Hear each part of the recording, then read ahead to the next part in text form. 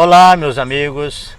Mais uma vez vamos nos dedicar ao estudo da matéria médica dialética, dando sequência agora com Inácia Amara. Os dois últimos efeitos registrados por Hahnemann na matéria médica pura deste medicamento oferecem uma síntese: disposição sensível, disposição delicada, consciência muito clara.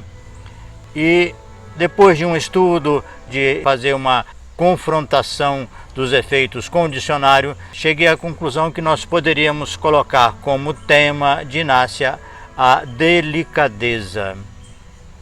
Delicadeza no latim vem do delicatus, que significa agradar. Uma série de significados no dicionário de português também ajudam muito a entender que delicadeza tem a ver com sutil, com silêncio, com fixação, com detalhamento, com escrúpulo. Isso vai ficar mais claro. Eu vou projetar uma tela mostrando os significados e a distribuição dos efeitos nos dois polos. Uma das características mais marcantes desse medicamento é mágoa silenciosa. Mágoa é sinônimo de desagrado. Ela não conseguiu manter a sua agradabilidade em relação a alguma questão, alguma circunstância.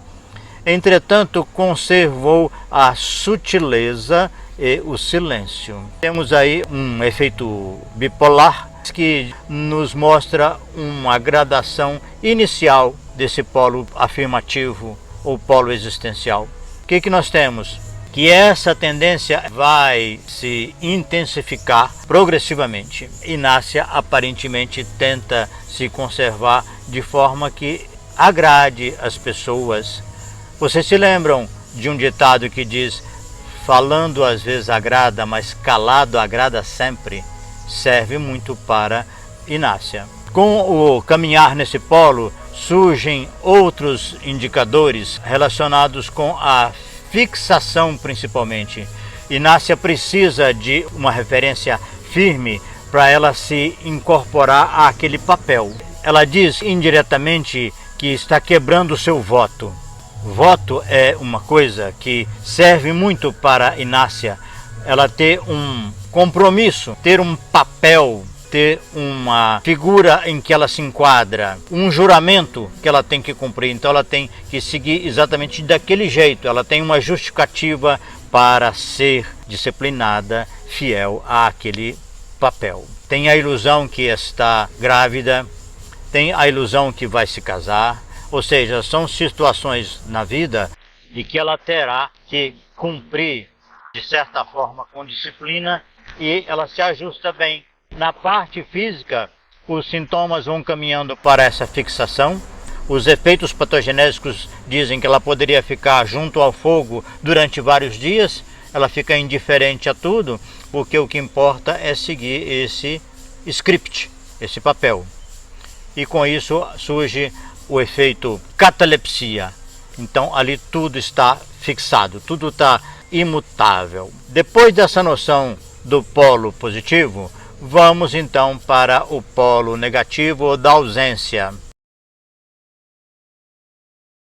O polo negativo começa com a diminuição da sutileza. Ela chora quando é contrariada ou quando alguém tenta persuadi-la de alguma coisa. E chora alto. Ou seja, ela perdeu a capacidade de se controlar, de se conter, de seguir um figurino. Isso vai aumentando progressivamente.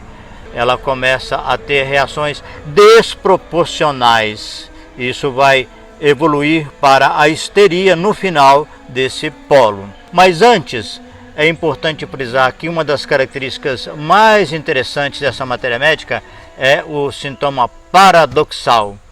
Como é que surge o paradoxal? É porque no polo positivo existe um figurino, existe um padrão que ela se encaixa, que ela interpreta. mas ela perde esse padrão de vez em quando. Mas ela não perde assim discretamente não, ela perde muito. Ela perde completamente a sutileza, ela vai para um outro extremo. É isso que é o paradoxal. Pode acontecer de muitas maneiras. É importante que você entenda que tinha um padrão e ele foi rompido completamente. Depois dessa ruptura, ela evolui para uma oscilação. Então já não tem mais o padrão. Tem um detalhe de um polo e um detalhe do outro, e ela alterna entre os dois. O mais comum é a alternância de humor. Uma hora contente, imediatamente depois irritada, e vai oscilando nisso aí, tá? Até que ela evolui para uma perda completa até desta oscilação. Ou seja, ela não alterna. Ao invés de oscilar entre um e outro, ela vai para uma dispersão. Ou seja, ela se manifesta sem nenhuma referência, daí que vem a histeria. São manifestações completamente descontroladas e que não têm um substrato orgânico para explicar. Isso tem a ver também com a coreia, que é um outro símbolo do medicamento.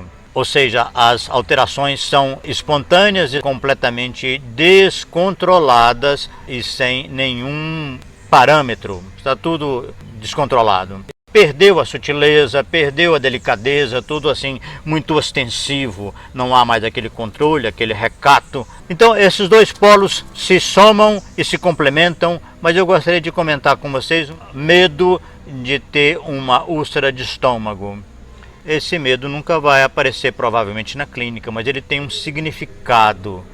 O estômago é aquilo que digere as coisas, é aquilo que suporta, é a pessoa que aguenta as situações, aguenta os problemas. Então, esse medo em Inácia significa que ela está receosa de não dar conta de aguentar, porque no polo positivo ela vai aguentar tudo, ela vai suportar tudo. Por isso que tem aquela rubrica importante no repertório, ela suporta até o ultraje, a ofensa, sem esboçar nenhuma reclamação, nada. Então o medo é esse. Porque as crianças muitas vezes têm a indicação de Inácia quando elas não manifestam os seus sentimentos, mas no entanto adoecem. Por exemplo, quando o pai viaja, a criança adoece.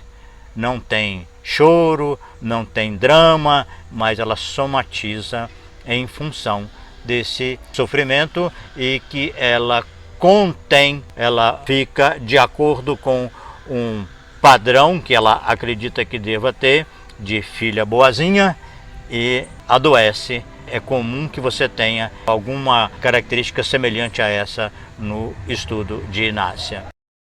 Em resumo, dois polos. Um padrão e uma perda progressiva de padrão. O padrão da sensibilidade, da delicadeza e da sutileza. Muito obrigado, até breve.